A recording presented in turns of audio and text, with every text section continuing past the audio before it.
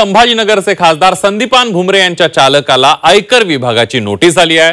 नवाबच्या सालारजंगकडून त्याला शहरातील 150 कोटींची जमीन हिबानामा म्हणजे गिफ्ट मिळाल्याच्या प्रकरणामध्ये नोटीस बजावण्यात आली आणि त्यामुळे भुमरेंचा ड्रायव्हर जावेद शेख अडचणीत आलाय। एकीकडे ड्रायव्हरच्या नावाने भुमरेंनी जमीन हडपल्याचा आरोप सुद्धा विरोधकांनी केलाय। बघूया सविस्तर।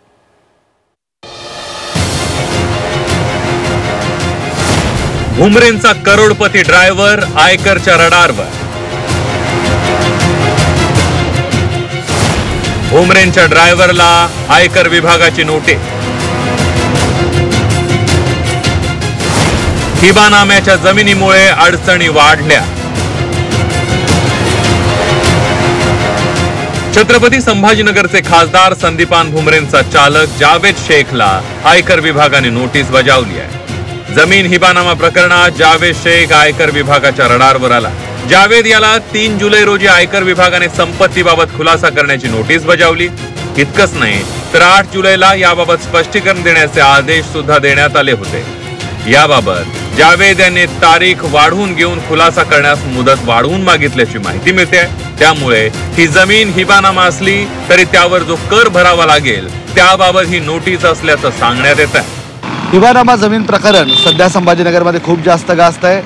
नवाबाचे सालारजंग यांनी जावेद शेख याला 3 एकर जमीन, संभाजीनगरची अगदी मोक्याची जमीन जिची किंमत 150 कोटी रुपये सांगण्यात येते, ती हिबानामा म्हणजे गिफ्ट डीड करून दिली असं हे प्रकरण आहे। मात्र जावेद शेख हा सालारजंग यांच्या रक्तातला नातेवाईक नाही आहे आणि त्यामुळे त्याला गिफ्ट डीड म्हणजे हिबानामा पद्धतीने ही जमीन देता येत नाही असे आक्षेप घेण्यात आलेले आहे। याबाबत पोलिसात सुद्धा तक्रार दाखल करण्यात आलेली आहे आणि आर्थिक गुन्हे शाखेचं पथक याबाबत चौकशी सुद्धा करत आहेत। जमीन किंवा इमारत अनोळखी व्यक्तीकडून भेट मिळाल्यास भारतीय प्राप्तिकर कायद्यानुसार कर भरावा लागतो। स्टॅम्प ड्युटीची व्हॅल्यू 50,000पेक्षा कमी असल्यास कर लागू होत नाही। स्टॅम्प ड्युटीची व्हॅल्यू 50,000पेक्षा जास्त असल्यास पूर्ण स्टॅम्प ड्युटी व्हॅल्यूवर कर लागू होतो। हे उत्पन्न इतर स्रोतांतून उत्पन्न म्हणून समजलं जातं। नात्यात नसलेल्या व्यक्तीकडून मालमत्ता भेट मिळाल्यास कर लागतो। नातेवाईकांकडून भेट मिळाल्यास मालमत्ता करात माफी असते।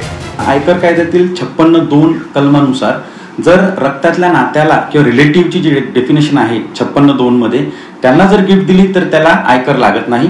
पण जर नात्यात नसेल तर ह्याला 50,000 वरच्या रकमेवर किंवा जर जमीन दिलेली असेल तर 50,000 वरच्या स्टॅम्प ड्युटी व्हॅल्युएशनवर हा कर लागतो आणि आयकर कायद्यानुसार हा कर इन्कम फ्रॉम अदर सोर्स या हेडखाली याच्यावर टॅक्सेबिलिटी येते।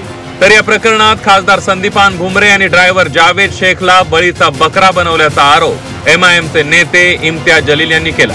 त्यामुळे केवळ ड्रायव्हरला नोटीस देऊन भागणार नाही तर ज्यांनी या प्रकरणात मदत केली आहे त्या सर्वांची चौकशी करण्याची मागणी जलील यांनी केली आहे। त्याच्यामध्ये बलीचा बकरा कुणाला करण्यात येत आहे तर ते बिचारे गोरगरीब ड्रायव्हरला, ज्याचं काही देणं घेणं नाही आहे ते त्यांच्या आमदारांच्याकडे ड्रायव्हर होता, घे तुझ्या नावाने घे, तुझा काही वाकडा होऊ देणार नाही, आम्ही इतके मोठे नेते आहे, तुझ्यावर काही कारवाई होणार आहे। बिचार गोरगरीब त्याला शाही करता येत नाही आहे, सिग्नेचर त्याची बरोबर करता येत नाही।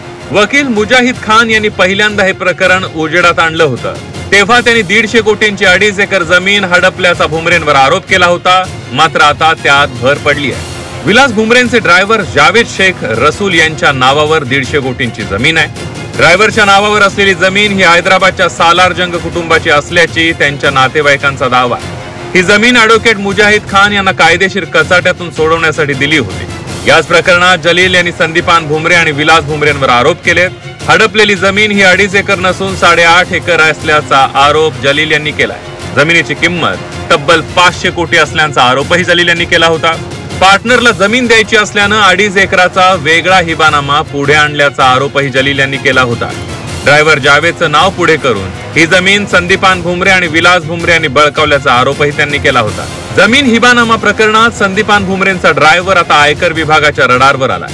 त्यामुळे आता या कोट्यावधींच्या जमिनीच्या हिबानामा प्रकरणात ड्रायव्हर तर अडचणीचा आलाच आहे। मात्र यामुळे भुमरे पिता पुत्रांच्या अडचणीही वाढण्याची शक्यता वर्तवली जाते आहे। विशाल करोळे, झी 24 तास, संभाजीनगर।